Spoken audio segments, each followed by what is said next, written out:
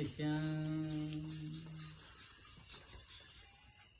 બોલો સતગુરુ દેવ કી જય। હવે આજ તો આપણે કે ભક્તિનો ચમચમ ભક્તિ કરવી એનો વર્ણન કરવાનો છે। તો ભક્તિ પહેલું મૂળ છે ને, મૂળ સ્થાપના તમારી બોલીમાંથી આવે। તો તમારી બોલી કેવી જોવે?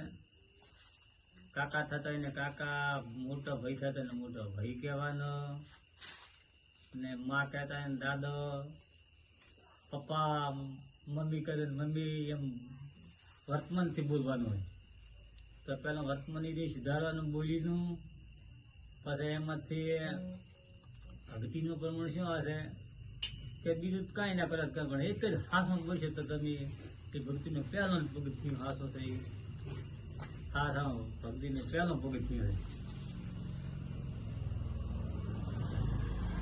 પાંચ ગુણ કહેવાય, 5 ગુણ તો આપણે શું ગયા? તો કોઈ તમે સમજી ગયો ને 10 દિવસનો ગુણ તો તમે 10 ગુણ નો થઈ 10 દિવસ તો તમે તમને કઈ આવડે ના 10 દિવસ એક જ શબ્દ આપણે રાખવાનો છે કે હાથમાં બોલવું, ખોટું કામ ના કરવું। હવે મારી બોલીને વિલંબ આપું છું કે સતગુરુ દેવ કી જય।